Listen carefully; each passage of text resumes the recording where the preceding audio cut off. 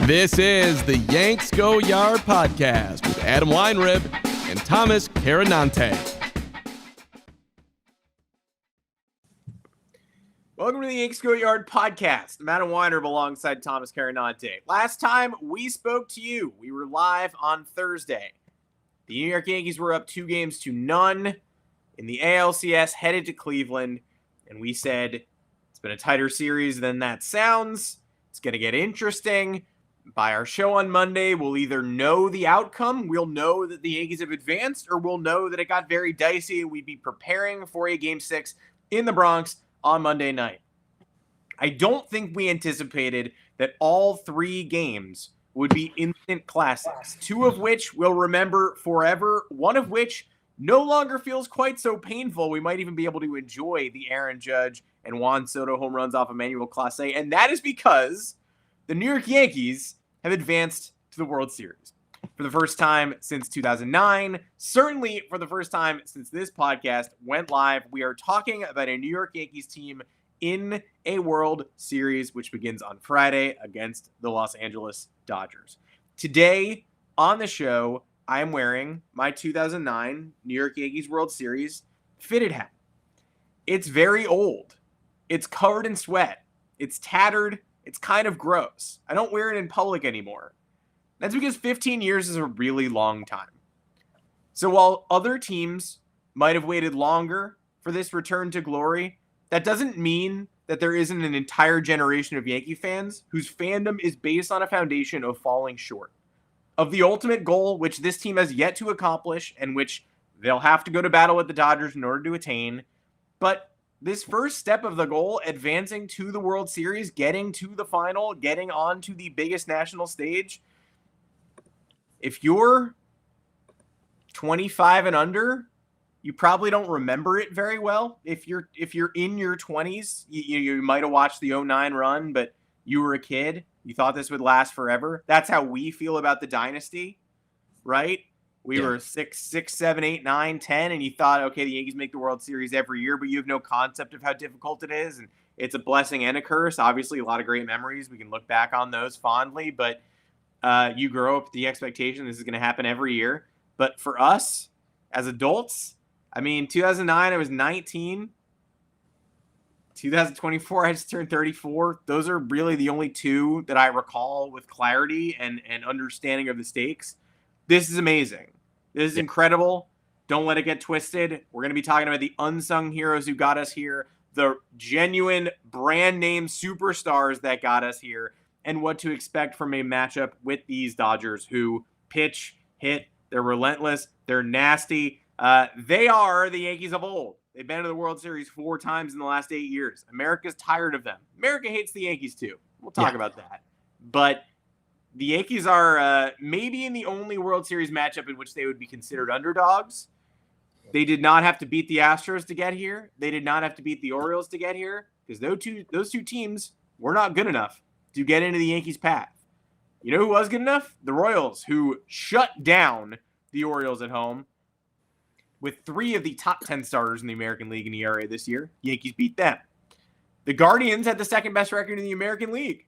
They made this hell on the Yankees, especially in games 3, 4, and 5, which we will talk about at length. The Yankees got the job done. That Guardians team is far too good to have left this ALCS in 5 games. I'm sorry. If you watch them, you understand. Brian Rocchio, the weak link making errors on defense, might have truly been the difference between this series going 6 or 7 or the Guardians even winning it. Those are how small the margins are in postseason play and how small they will be in the World Series. But for now, we can preview the World Series. We'll do it a little more in-depth on Thursday's show when, spoiler alert, there still will not be more live action to discuss because it's really long break. But also it's a nice break because it lets you think about what we just watched the New York Yankees accomplish, which was awesome. We're going to talk about a couple of trades Brian Cashman deserves more credit for, too, as well as some individual player revenge tours on this team. Thomas Carannante, welcome to the show. Let's do it. I could do this for 4 hours. I'm not going to, but like I could talk about this literally forever. 15 years is not short. It's not unsubstantial. It's been a while. I was not doing podcast sophomore year of college. And now we are. So here we go. Now we are. Folks, we are introducing a brand new podcast format today. It will be a 5-hour length, and it will talk about everything that we love. I know everybody tunes in here to listen to us scream, to listen to me bitch about random stuff. For all the negative Yankees content, I feel like that gets more attention, which, valid. 15 years, very long time. I know the vibes are at an all-time low after ALCS Game 3, just because the Yankees were so close to really wrapping up the series with some pitching issues on the horizon. I, for one, was not confident in their ability to bounce back. I thought for sure they were losing Game 4 and that they would need to squeeze out a Game 5 in order to take this one in 6. I was particularly upset. Turns out the Yankees made me look dumb, which is my favorite thing. I love when this team proves me wrong. I love when my pessimism is thrown in the waste bin, because that's where it belongs. The Yankees are in the World Series. The weight that was lifted when the final out was recorded on Saturday, really incomparable. Wore my Yankees hat the next day when I was out about on the town. Everybody was saying, let's go fucking Yanks. And I said, you know what? Let's go fucking Yanks. And it feels good, because a lot of the road that we have endured, especially since this podcast began back in 2020, was pain. Talking Yanks, I was listening to them throughout the entire run, because they're going out, they're live streaming the games and then they're recording after. But it is really interesting to bring up the fact that we have had nothing but postseason disappointment for a very long time. And also with the coinciding of Talking Yanks coming into prominence, same thing. Like 2018 felt like a really good year. Red Sox spoiled it. You're out in the ALDS. 2019, you were like, oh my God, this is actually the year Red Sox are out of the picture. Yankees are seemingly getting healthy at the right time. Nope. ALCS disappointment. 2020 pandemic season. And, even if the Yankees went far-ish in that one, it still wouldn't have felt complete. Look at all the discourse surrounding the Dodgers. With that, Dodgers fans are hungry for a full season one this year.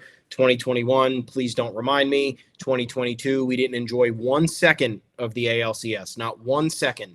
And that ALDS was particularly brutal because it was another representation of the Yankees not putting it away when they should have. 2023, no playoffs, worst season in 30 years. 2024, a lot of doubt despite regular season success. A lot of doubt despite the talent on this roster. Say what you want about the path. Yankees got the job done. They avoided the wild card round, which is part of the job of the regular season. They took care of business in the DS and the CS. Don't care who the opponents were. Now they're in the World Series. So, positive podcast today. Sorry, guys. We'll talk about some moments that got us a little bit worked up, but for the most part, we are feeling great. And before we get into it, we have Underdog Fantasy here. They want you to get in on the action. Take a swing at Pick'em this baseball season on Underdog, please. Over 1 million fans across 33 states got in on the game last year by making picks on Underdog. You can win up to 1,000 times your money just by choosing higher or lower on your favorite player stats like strikeouts, total bases, home runs, so on and so forth. World Series is coming up. Going to be a lot of fun props. You got to jump in on the action. Underdog is super easy to play, and it's even easier to get started. You just go to their mobile app or head on over to underdogfantasy.com. You sign up with the promo code GOYARD. That's us. GOYARD.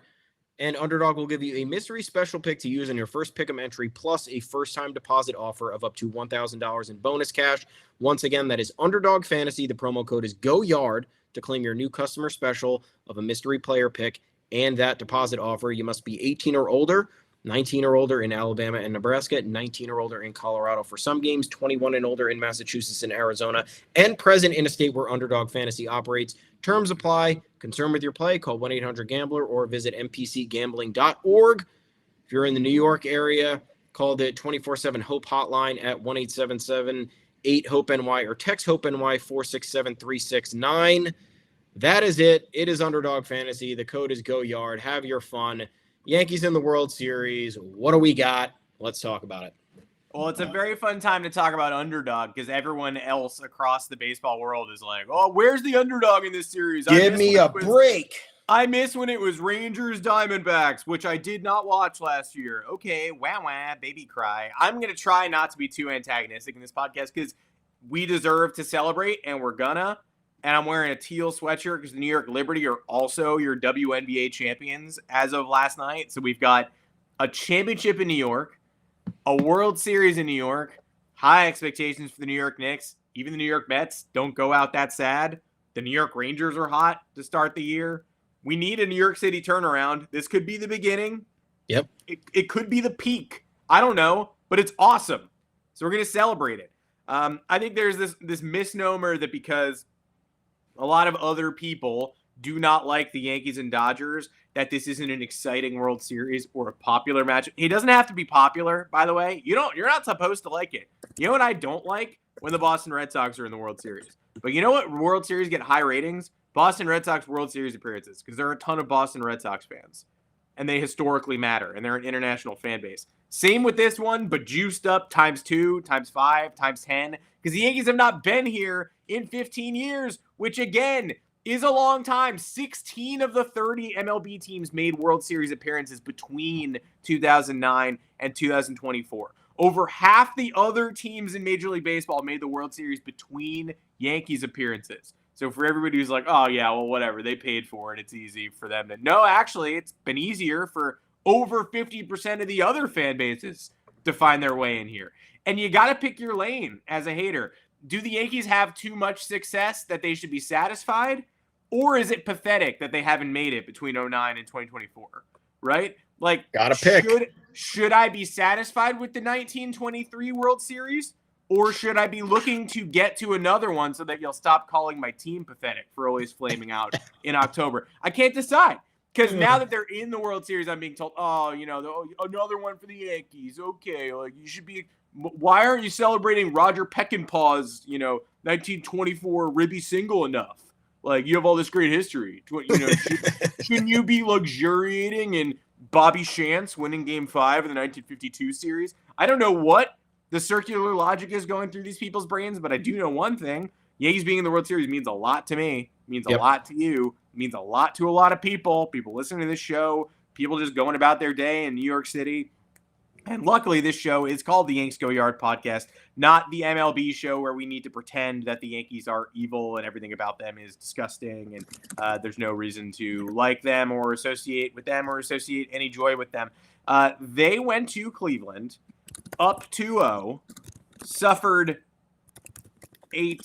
there were some exaggerations going around after Game 3, but those were not exaggerations. Prisoner of the moment. But I think, look, if you think that Game 3 of the CS was the worst loss in Yankees franchise history, we can debate it, but I'm not really going to fight you on that. One strike away from being up 3-0 in the ALCS to 2-1 because of a 2-out double and home run with nobody on base. Yeah. I don't think it's the worst. I think it's a top 3. It's really bad. It's really bad. And then how do they respond to that devastating double gut punch, game-tying home run in the 9th, 2-run walk-off home run in extras? Win an even crazier game in Game 4, also on the road, also in a hostile environment, and then with none of the bullpen left. Nobody. You win Game 4 on fumes, and then you're like, okay, we're up 3-1. Are they going to take care of business? I really hope so, but I think I've got my hopes pinned on Game 6 because when you're looking at the available pitchers picture after Game 4, it's like, all right, the Guardians' best starter all year, Tanner Bybee, is going against Carlos Rodon, our number 2 starter. That's interesting. That's fun. I got faith in Rodon, especially after Game 1, despite the lefty splits and the way the Guardians hit lefties. I got faith in Carlos Rodon. Who comes in after Carlos Rodon? Tim Hill can probably go. He pitched in the first 4 games, but his pitch count was limited in Game, 3. He was in very briefly, so he can probably get a little bit of run. And Jake Cousins pitched a lot in Game 4. He can maybe go a little bit. Tommy Kahnle's out, and Clay Holmes is out, and he was terrible. And Luke Weaver is in, but for how long? And Tim Meza can probably pitch. Marcus Stroman will pitch. Like, it's dark. So unless Rodon gives you 7, it's going to be tough to piece together an end game that makes you feel comfortable. And he gave you 4 2/3. And the Yankees still won that game. 2-2 entering extras. Extras! If they don't win it in the 10th, they're not winning it. No. Because then it's Stroman and Meza. The Guardians are also kind of out of pitchers, but they've got Avila, and they've got these guys in the middle innings. Probably going to game 6. Probably going to game 6 very tired, unless Juan Soto steps up and has, again, prisoner of the moment. Right? Everything we saw now is either the greatest thing we've ever seen or not even close to the greatest. Oh, nothing will ever be like Reggie in '78. That's a top 5 at bat in Yankees franchise history. Mm-hmm. Extra inning home run on the road to send a team to the World Series. Only 2 times the Yankees have had an extra inning home run in a deciding game, send them to the World Series. Aaron Boone and Juan Soto. And one of those was at home. One was on the road. One was a superstar against the bullpen ace. I will take the Juan Soto home run. That is one of the greatest moments in the history of the most storied franchise in baseball. Everyone hates us because we have so many moments. That's immediately entered into the canon of the top 5. I mean, don't let it get lost how impressive all of this was. We can't let it get undermined or lost just because fans are talking about 1981 and how we've seen Yankees Dodgers before. Most of us haven't.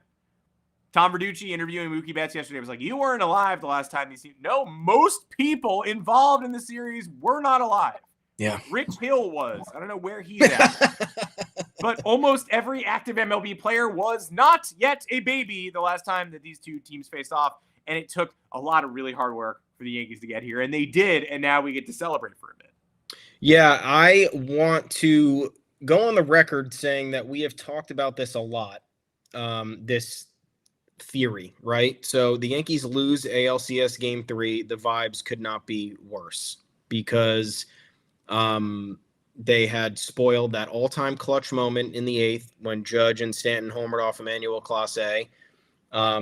Aaron Boone had no choice but to use an overworked bullpen because he hadn't introduced other relievers into the picture just yet throughout the postseason, which was something we warned about because we said, you know what?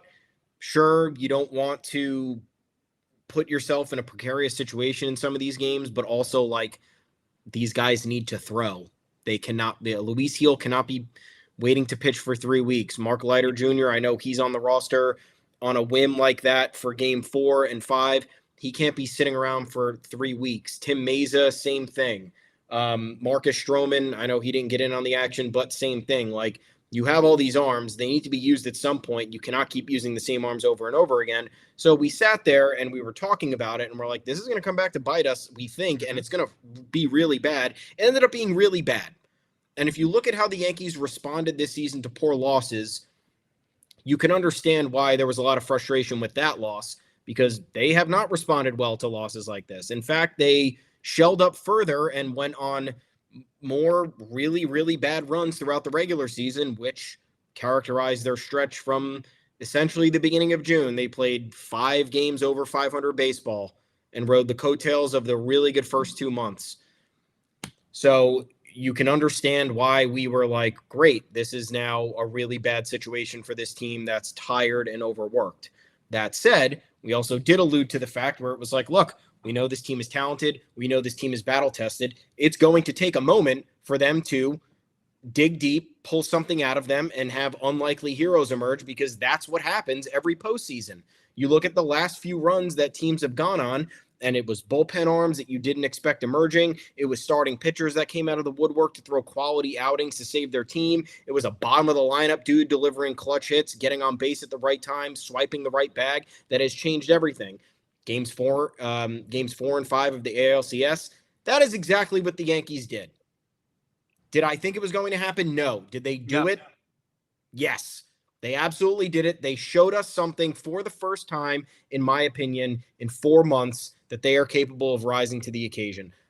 They won the series against the Royals, which I thought, Royals are a good team, but the Yankees outmatched them. In the end, the Yankees defeated them fairly handily. though some of those games felt a little bit more difficult than they should have. This ALCS, the first 3 games felt particularly excruciating based on how the wins and that one loss went, because again, Yankees are outmatching this team. They should have been in a better position. It didn't really feel like they were. Now we're talking business, because games 4 and 5 completely flipped the script. The Yankees did exactly what they had to do to quell any fears about their ability to punch back, deliver that final haymaker, especially after losing game 3 in the manner in which they did.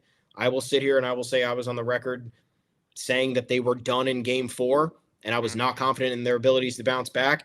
They responded in a way that now has me more confident than ever that they can get back on top of the baseball world in this World Series. I will go on record saying right now, I don't think they're going to win. I'm rooting for them. I will be watching every inning. I will be screaming the entire time. I do not think I think the Dodgers have them in this World Series at this very moment, but I am more confident than ever that this team has proven they can respond against even the worst situations, because that's exactly what they just did. And they took 2 of the 3 games on the road in a hostile Cleveland, which we talked about. Not an easy place to play. Don't care if it's Cleveland. Don't care if it's a mid-market team. That fan base shows up. That crowd was electric. The Yankees came through.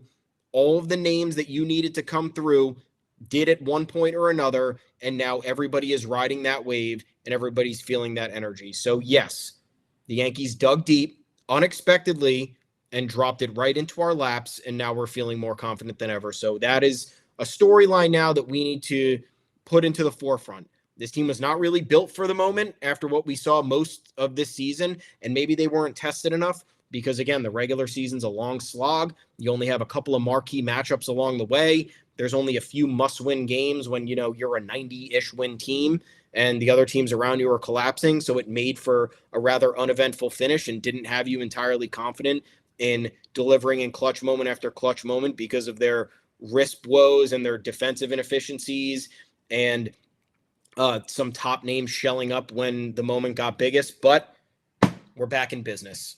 And it happened. It happened just like that. And we're glad it did, but a lot of it from the last 4 months, it really felt like it was pulling teeth to make that moment happen. But they did it on the road. They did it in the penultimate series of the season. And now we start anew. They are road warriors too. I don't love having to play the Los Angeles Dodgers. They're a super team. They're a juggernaut. Yeah. But I don't hate it. If you're asking, the Yankees haven't been back to the World Series in 15 years, and they're getting assigned this Dodgers team full of superstars. I'll take it. I mean, that's theater. We've seen titles before. Not going to act like Yankee fans have never watched a championship. Getting to the World Series is the first step. All this whining and complaining from everybody else about an easy draw. Well, here you go. Here's the team with the best record in the NL. Here's the team you said wasn't even worth playing this season. We should just sim through it because they signed Ohtani and Yamamoto and his 50 innings of contributions this year or whatever. And Tyler Glass now made it unfair. It's fair. I'm picking the Dodgers. I believe you still got a couple days to sway me. You can tweet me if you want me to not pick the Dodgers. I believe I'm going to pick the Dodgers, but all that Dodgers money did not buy them a lot of rotation insurance. They're going with bullpen games. If this gets to 7, there might be a bullpen game in game 7. Like, Glass now is out. We all knew he would be. Yamamoto has been fine. He hasn't provided length. Jack Flaherty, great in one game in the last series and awful in his next start with velocity down and diminished. The Dodgers offense is Mookie Betts. He's playing at his peak right now. Shohei Ohtani is hitting 800 in his last 22 at-bats with runners in scoring position. Freddie Freeman is on one leg. He's a little bit less of a megastar than the others at this point. But the rest of the lineup is all-stars. But, give Dodgers fans truth serum. They're not going to be like, I know Will Smith will come through. I know Miguel Rojas will come through. I know Gavin Lux will come through. There are question marks on both of these teams. Absolutely. I think I would pick the Dodgers. I don't think I'm changing that pick, but I think this is what we came for. If you're looking for entertainment value from a Yankees fandom perspective, if you're asking me to draft teams I'd like to play in the World Series, I think I would have picked the Padres #1 and the Dodgers #2. And that has nothing to do with who I think will have the easiest road against. It's just Good for baseball, good for the game. And I think the Yankees now, after watching them in this Cleveland series, I think they could beat any team on the National League side of the ball. I think the Dodgers only having one lefty is also a bit of a demerit in their chances of taking down the Mets. Sean Manaea, David Peterson, Jose Quintana, the Yankees kryptonite all year. The Mets went 4-0 against the Yankees. Garrett Cole's highest ERA against any team in Major League Baseball is the Mets. If no one was rooting for an opponent, some people were rooting for a Subway Series because they thought that would be quirky and cool, and I understand it. But if you were like, the Mets they have the worst record, root for the Mets so that the Yankees can beat the bad team. Two really good teams, and the Yankees and Mets, wanting to play the Mets is not the flex that you think it was, especially if you watch the Yankees play the Mets this year, but that's a different Yankees team and kind of the same Mets team. Either way, what defines the Yankees' gumption in the CS to me more than anything else is the fact that I thought, like you, that they had no chance of winning Game 4 after losing Game 3, and I was keeping the faith, and I thought this series they were either going to win it or lose it in 6 after the way Game 3 turned out. I thought there was a chance they could win 5 and 6. Yeah. I thought there was a chance they could lose 5 and 6. I thought there was no way they were winning Game 4, and I thought 4 seemed like I was stunned when they won the least likely win in the entire series, both before, during, and after the game. You can't believe they got there. I mean, Game 3 was so deflating because it felt like it was limping along. We've seen the offense disappear. Again, a lefty, Matt Boyd, who had been going 2 innings in his previous playoff starts, goes 5 dominant against the Yankees. They're not even sniffing the base pass after Jose Trevino gets picked off. So it's lumbering along. We've seen this. It is what it is. We've accepted. Tim Mesa gives up at that run. It's probably going to be 2-1. Fine.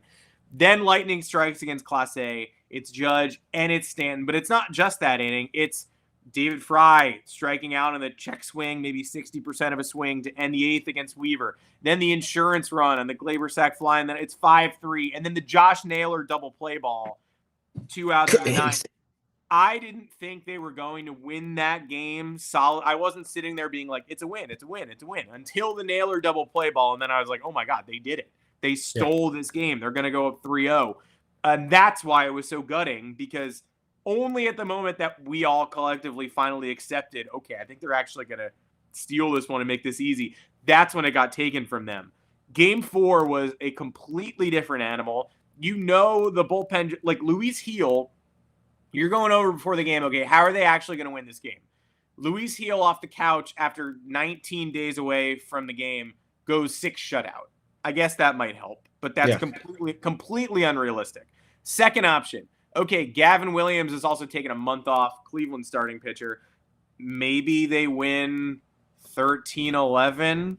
Like, you're just trying to figure out how they can get, like, there's just no way. Like, the offense hasn't really been cashing in with risk, but maybe they just do. And then maybe the Guardians do too. And then maybe they win this game, 14-12. Like, there aren't many paths to victory. And I tell you one that I didn't envision was they go up. Gil basically holds down the fort for 4 innings. It's hard to expect more from him. He was a little erratic, not as erratic as he has been. Ultimately fine. He wasn't Garrett Cole-ish like he was in the first half, but he was okay. He got him almost 80 pitches. It is what it is. They hit Williams, Austin Wells homer. That was kind of crazy, but they didn't hit him that much. The Guardians yanked him really early. Didn't have a chance to really do damage, put his footprint on this game. It's 3-1. It's 3-2. Stanton hits that home run. It's 6-2. Pulse check. When it's 6-2 in the 6th inning, Stanton hits that massive swing. Huge. Series changing. It's 6-2 in the 6th. What percentage chance do you give them of holding on to that 6-2 lead with the bullpen that is coming? 54. 20? Just over 50%. I mean, I would agree with that. Yeah. Like, it can't be below 50, but you're sitting there and you're like, there is a high likelihood that this lead does not hold, and it didn't. Not quite a coin flip, but 6-2. Again, you'd rather be at 6-2 than 3-2. But Jake Cousins gets through the 6th inning on some nasty breaking stuff. And I am sitting in my chair watching this game going, okay, so Weaver's down. Holmes pitched the first 3 games of the series. He's probably not down, but he's probably break glass in case of emergency. Canely will be coming in at some point, but I don't know how to get through the 7th and 8th. I don't know how many batters Canley's going to get, what's kind to him, what the right situation is for him. And I'm going, I'd go Jake Cousins for 2. That's what I'm saying coming into the 7th inning. I was like, there's nothing else. I would start the 7th inning with Jake Cousins. And guess what? I was wrong because he walked the leadoff hitter and he gave up a single. And his runners on the corners, nobody else. I was wrong, but I also had that because there were such limited options. I was like, yeah, I don't love it, but I would do Jake Cousins for 2 here. And that was incorrect. He didn't have it. Didn't have enough to get through 2. They bring in Holmes for the heart of the order. He's an abomination. I don't blame Clay Holmes. They don't win this series in 5 without him. Contributions in game 1 and specifically game 2 were monumental. He was awful in that game. And he basically gave it away in a matter of seconds. The John Kenzie Noel flyout. It's too good. I mean, just literally shitting your pants for no reason. First and second, 1 out against the guy who ruined our lives the day before. Too repetitive, bad script writing from whoever put the series together. But here he comes. And who are the Yankees bringing in? A guy who wasn't on the roster earlier that day, was a failed Brian Cashman trade deadline pickup, who we were told when he came in, he's got this dog in him. He's going to rise to the October stages. But we didn't see it during the regular season. And every time he threw, it was like, does this guy just kind of throw slop? Like, why did he get so many swings and misses on the splitter? Like 74-mile-an-hour curves. Why is an 88-mile-an-hour splitter fooling any? Like, what am I watching? Am I watching the guy that I'm supposed to be watching? Did they bring in the wrong guy? He comes in, throws a 74-mile-an-hour curve to Noel, and then some kind of change-up, something, and he hits it. The cameraman exclusively follows the crowd on the Rajai Davis home run porch. Yeah. And then the ball is just nestled in Alex Verdugo's glove like a step from the wall. I don't know what any of that was. Great play by Verdugo, too. I don't think that's gotten enough attention. Like, you know what? I mean, I went to bed that night thinking about Jason Dominguez being in the outfield in that spot. I really did. I was like, man, it would have been like pinball.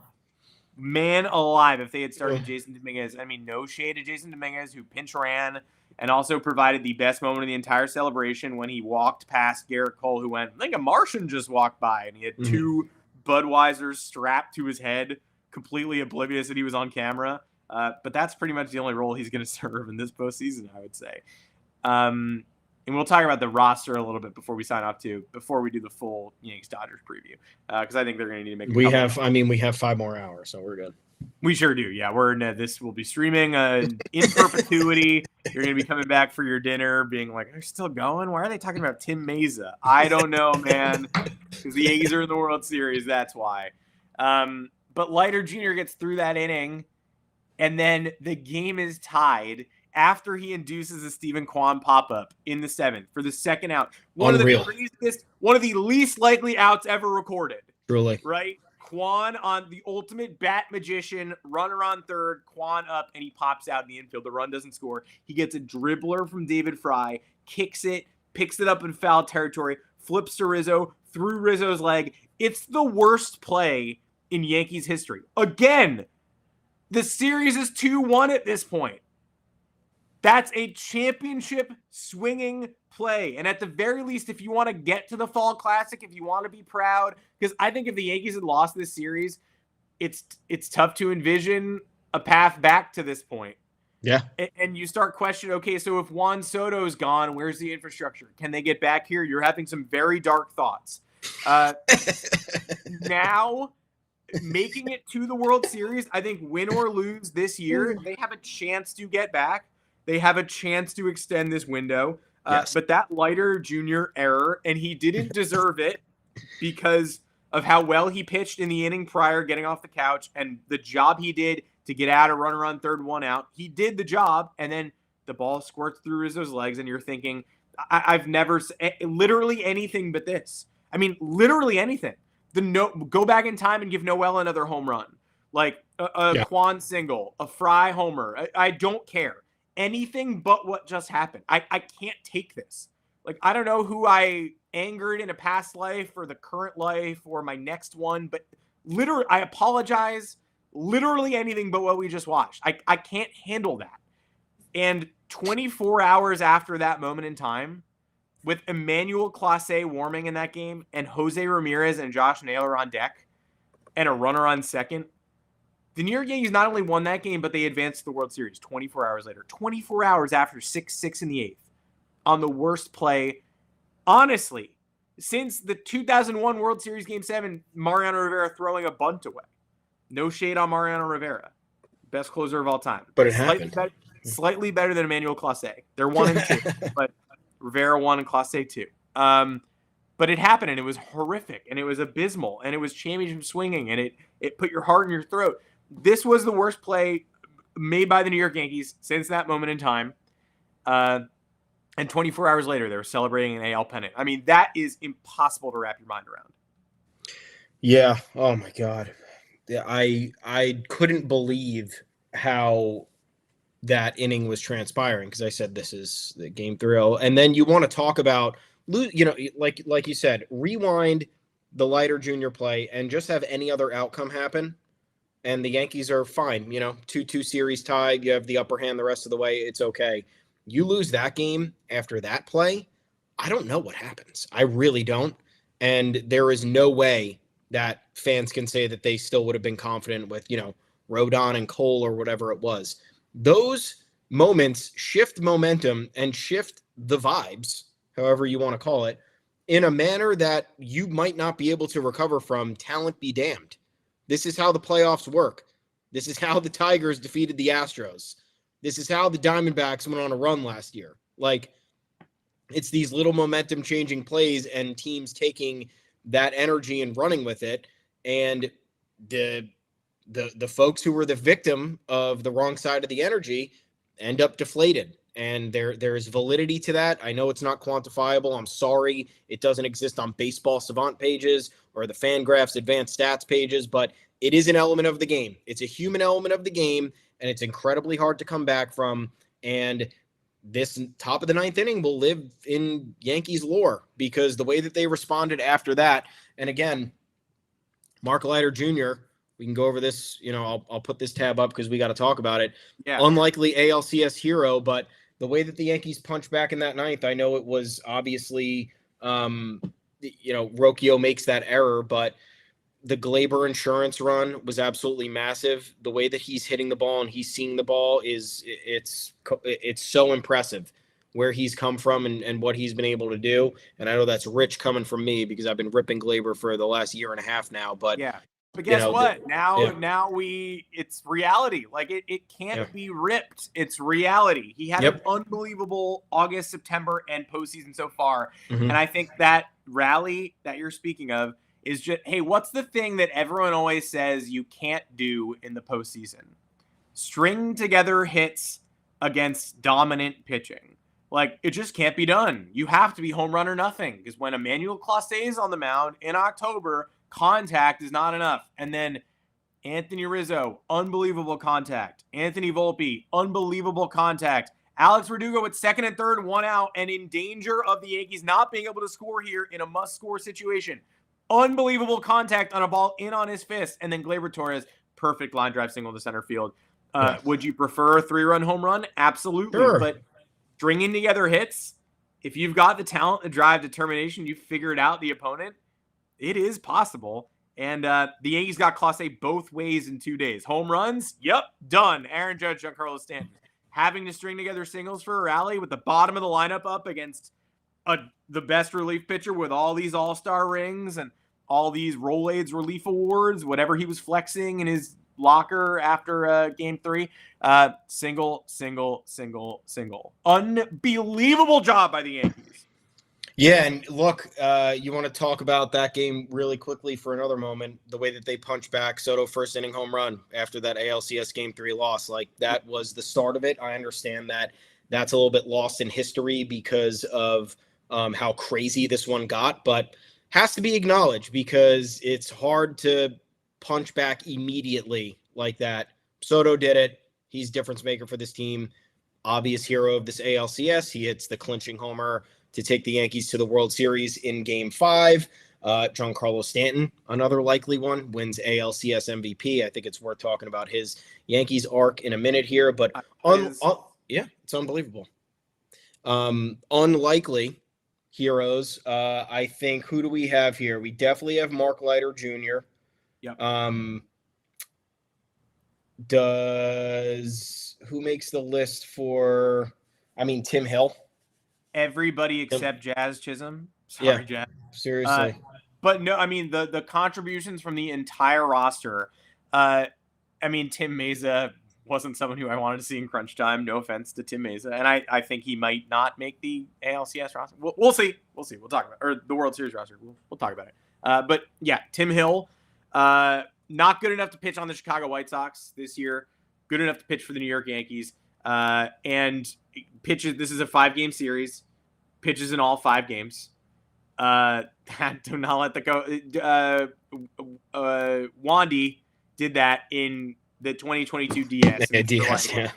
And we're like, well, that's absurd. You can't expect that to happen. But Tim Hill pitches in all 5 games of this series. And what are the Tim Hill appearances in the series? First game, game 1, a third of an inning, 3 hits, an earned run allowed, almost blew a 5-1 lead, and was a part of the obstruction call that we were like, wait, what's happening? No. Why is this game getting away from us? What's going on? Rebounds from that to get 5 outs on 18 pitches in game 2 to move that 3-2 game into insurance run zone for the Yankees. And by God, they added some insurance runs. Only records 1 out in game 3, 4 pitches, which saved him for game 4, an inning, 1 hit, a K. A K is rare. Tim Hill does not get Ks. He got a K there. And then the all hands on deck game 5, even more all hands on deck than game 4, when we just could not envision how to get to the finish line. Tim Hill goes an inning and a third, a walk and a hit. He works around it. Leiter Jr. comes back a huge 2/3 of an inning, and Jake Cousins again. Yep. Jake Cousins also not good enough to pitch for the Chicago White Sox. Another one. Chicago White Sox said, no, thank you. Can't find a spot. Can't figure it out. Jake Cousins injured most of September. We're not sure if he's going to make the roster. We're not sure what he's going to do while he's here. And by the way, Ian Hamilton, injured and out for the series and out for the season. Replaced on the roster, won't be pitching in the World Series. This is a guy who was thought of as the 4th in the big 4 that became 3 this postseason. He was erasing 2 innings at a time after coming back from his injury in September. He threw like 8 pitches in game 3, and he stepped on something, and his calf is done, and now he's out for the year. So that's another guy they won't have. Jake Cousins steps up in the pecking order, and I wanted to go 2 innings of Jake Cousins in game 4, and I was wrong, and he was glad to. He should have just escaped that one, and that should have been it. Whatever. 29 pitches in an inning and a third in game 5, 1 walk, 4 strikeouts. 4 strikeouts. And the 1 walk was an inning that went strikeout, strikeout, walk, strikeout against core Guardians right before the Soto home run, right before Weaver came in. That was Cousins in the 8th, just doing the job, spamming sliders, and just saying, here you go. I'm going to add in John Birdie, who bobbled the final out of Canley's ridiculous tightrope save in game 4, but recovered immediately and got the out at first by a lot. I'm going to add Oswaldo Cabrera, who came in for defense in game 5 and turned a weird one-man double play, not a first baseman. And I'm going to give Luke Weaver and Tommy Canley credit. It's not like they're not core members of the bullpen, we know, but Weaver coming back from the game 3 disaster to do what he did in game 5 over 2 innings. And then take that 5-2 lead in the 10th on the Soto home run, an historic singular moment in Yankees history. And every nervous Yankee fan is sitting here going, Juan, Jose Ramirez, Lane Thomas, Manzardo, big guns in the 9th. And there would be nothing more painful than hitting the Soto home run, having a gassed Weaver out there, and having him get got by the heart of the Guardians order, who were relentless in this series one more time. And Weaver, as soon as he retired, I don't know how you felt, but as soon as he retired Stephen Kwan, I was like, oh, we're going to finish this. Now, of course, I felt the same way after the Naylor double play, and I was wrong. But as soon as he got Kwan on that grounder, I was like, okay, now this is real. I think he's going to be able to navigate through this. And what a job by Weaver to get through Jose Ramirez and Lane Thomas, his nemesis from 2 games prior. And what a freaking job by Tommy Canley in game 4 to come in for the save. I don't know why we're doing only changeups. I know why we're spamming changeups. I don't know why we're doing exclusively changeups. but that was a 9th inning performance and a save for the ages. His second save in a postseason game in a Yankees uniform. The first one was Game 4 of the DS in 2017 against these same Cleveland Guardians.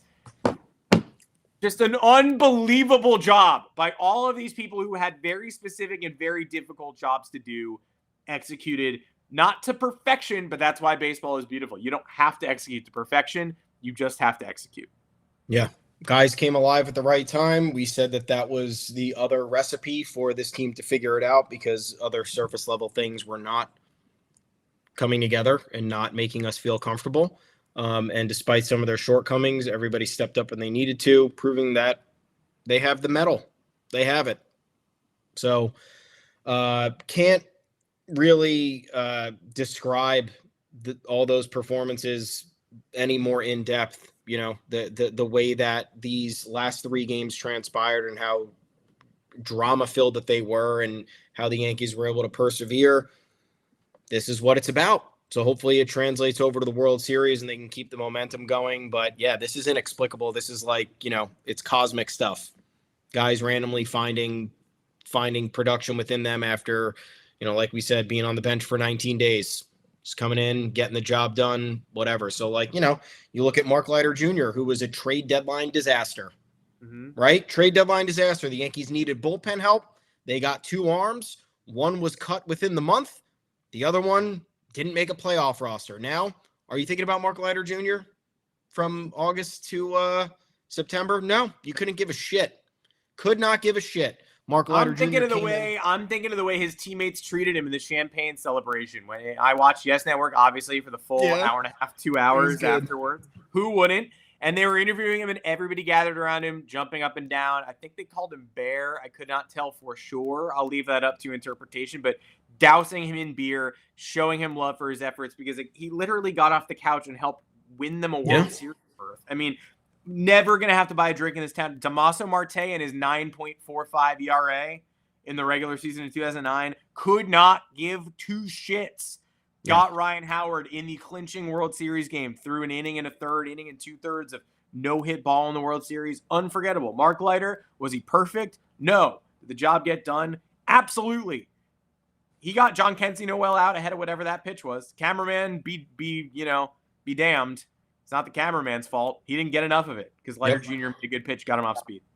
Yeah, and I think the celebrations also speak to another thing we've been wary of, and it was team chemistry. You kind of don't know. We didn't know. A lot of the issues with the Yankees over the years felt like they were intangible and they were more inexplicable than they were concrete in terms of the vibe, in terms of the chemistry, in terms of the interpersonal relationships. But that celebration, I think, really showed you how close these guys are and how hard they work to maintain these relationships and maintain that camaraderie, because it is difficult. It's a long season. It's a lot of personalities, guys coming and going throughout the year, whether it's from the minor leagues, whether it's from, waivers, whether it's from trade deadline acquisitions. So they have come together at the perfect time, and they have put it on full display, which I think has at least me, and I'm a critical fan, feeling a lot better about what's to come.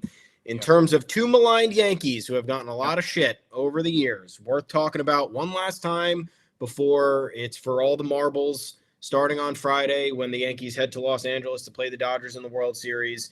The Yankees' career arcs for Giancarlo Stanton and Gleyber Torres, very similar. Very, very similar. If you look at the days that they started, both debuted with the Yankees in 2018.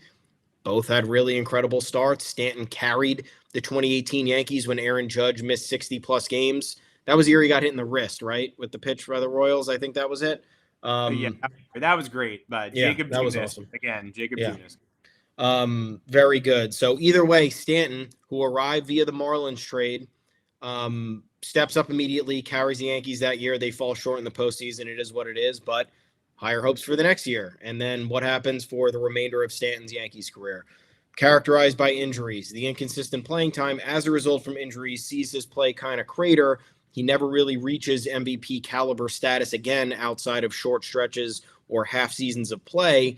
And though the 25-plus homer power is there, though he's delivering for you in the clutch, the moments are abbreviated because he's not able to stay on the field. And then when he comes back from injury, it's a 2 to 4 week. All right, Stanton has to get geared up again because he hasn't been on the field in 6 weeks. And those stretches are ugly. And then you're looking at his contract and fans are getting frustrated.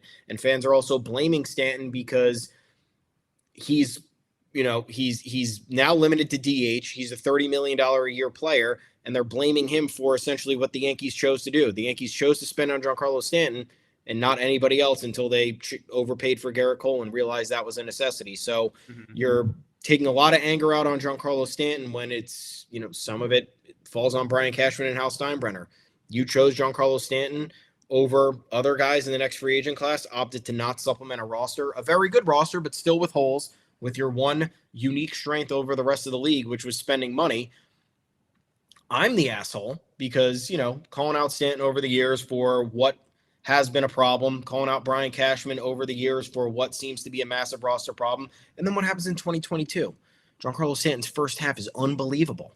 You're sitting there, you're like, holy shit, we haven't seen anything like this since 2020.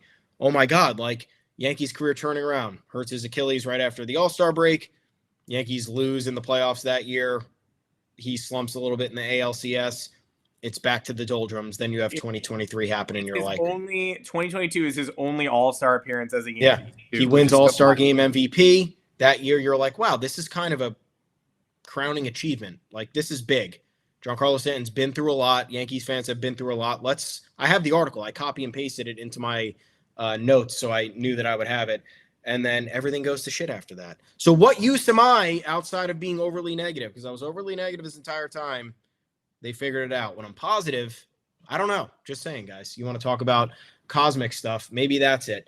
So now you have Stanton, ALCS MVP. They are not here without Giancarlo Stanton. Remember, he wins ALDS Game 3 with the late homer.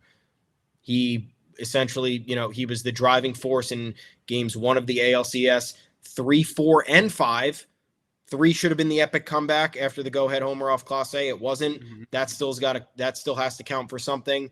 Now he's going into a World Series red hot against the Dodgers, and it's going to be hard to pitch around him, especially with as many bullpen games the Dodgers are going to be going with. So props to Giancarlo Stanton. Really, really, really awesome to see him up there, hoisting that trophy, thrilled. Teammates were so happy for him. It definitely was, I think, a euphoric moment for everybody involved because I think everybody's well aware of the criticisms and the issues that he's endured over his time in New York. There was a time where everybody was doing it, us included, talking about salary dump trades. How do we get rid of Stanton? It's got to be possible at some point. And it got to a point where a lot of talking heads in the media were saying, Giancarlo Stanton thinks he deserves better than this. Don't think he probably wants to be a Yankee for too much longer either. And that resulted in some barbs back and forth in terms of the validity of that statement, whether you think that's, legitimate or not. It is what it is. The discourse was troubling for a while, and the way that he has rebounded over that time is nothing short of incredible. And it's a different conversation for a lot of other fan bases because high-paid players who don't deliver quickly just get tossed aside and not cared about anymore. And this is a first-world problem in baseball where it's like, oh man, my $30 million player finally delivered. This feels great. Yeah, but guess what? A little bit more nuance to that. A lot of other narratives that contributed to Giancarlo Stanton's issues and the fan backlash and Brian Cashman calling him out last offseason. I mean, the list goes on and on. So I'm happy for Giancarlo Stanton. I'm glad at least a good portion of my takes have gone stale over that time.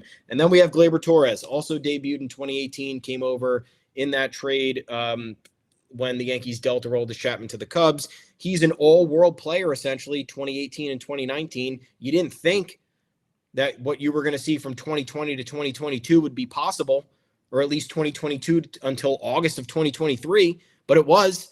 Gleyber Torres was a failed shortstop in 2020, got moved back to second base at the end of 2021 season.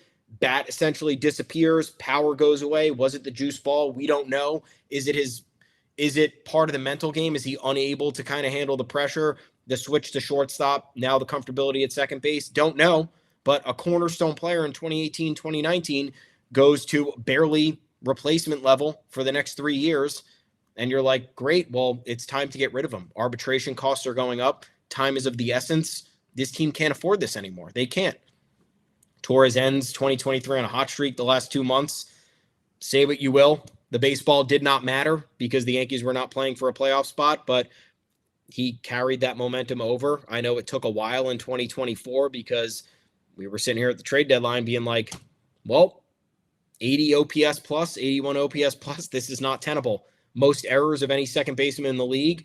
I don't know how you sit here and say, yeah, Gleyber Torres, we need to keep him.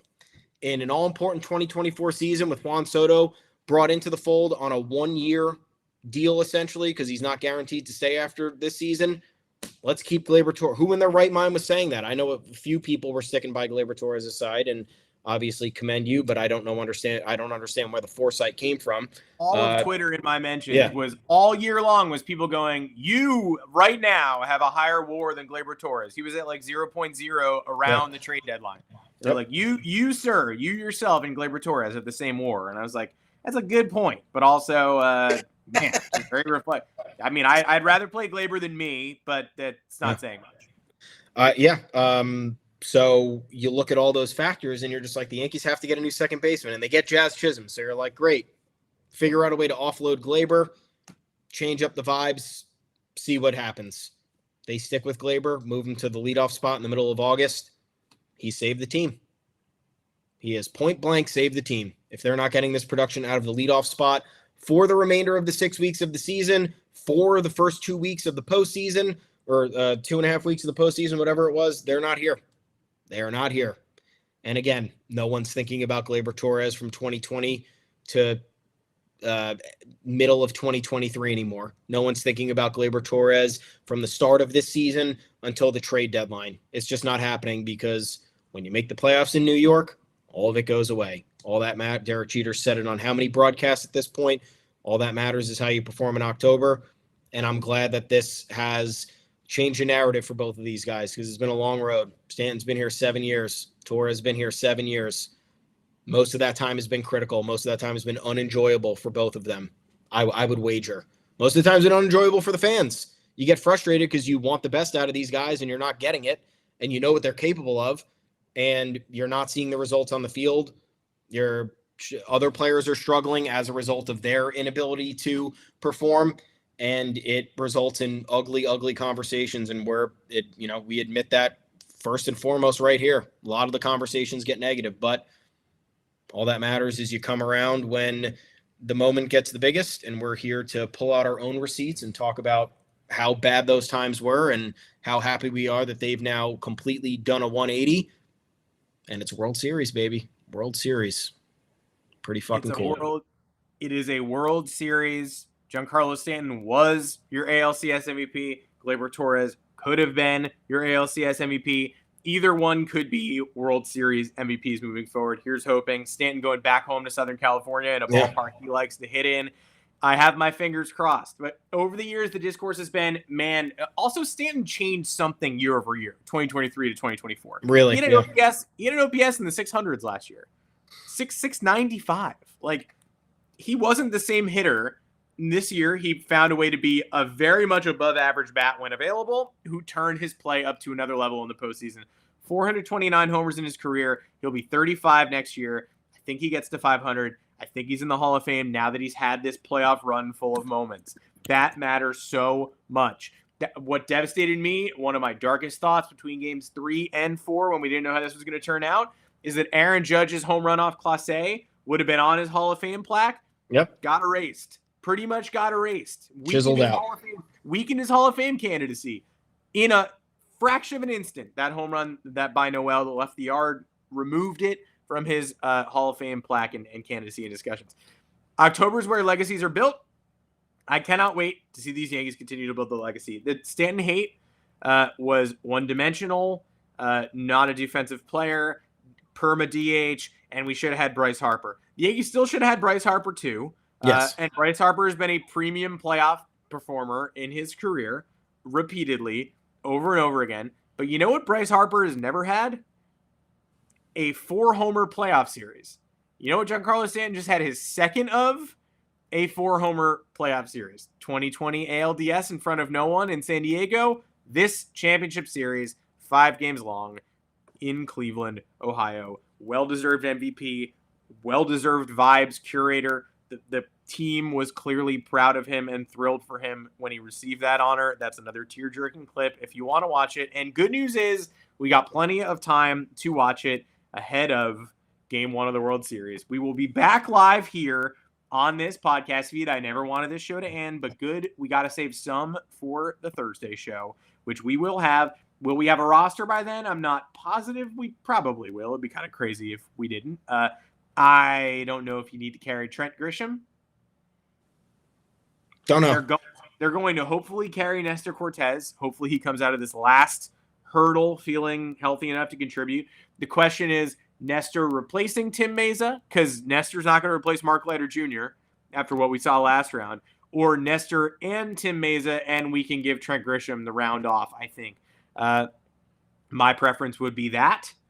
If you need to do an injury replacement situation, you do an injury replacement situation. There are no more rounds after this. So it's not like, if we replace, John Birdie or Oswaldo, then we'll never be able to have him back for the next stretch. This is the World Series. So I would say Trent Grisham, welcome to the taxi squad. We need all the arms we can get, especially after losing Hamilton, especially after what we saw last round.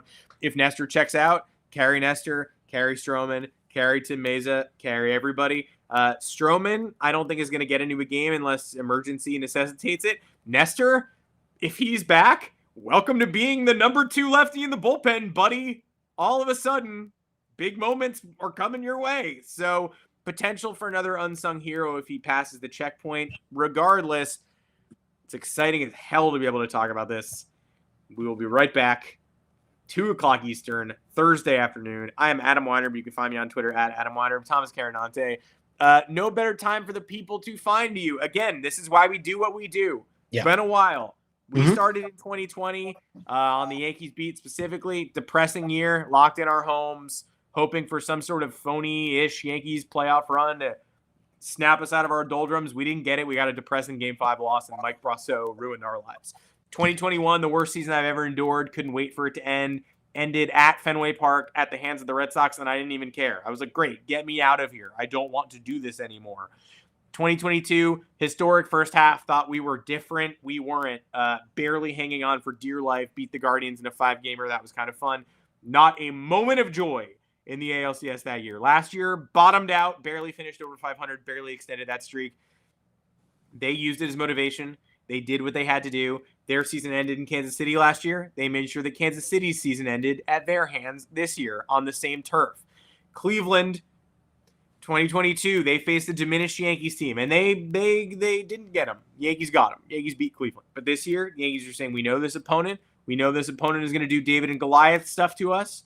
David Fry, David Ortiz, the Game 3 homers. Yeah, we saw the tweets. But guess what? The Yankees punched right back.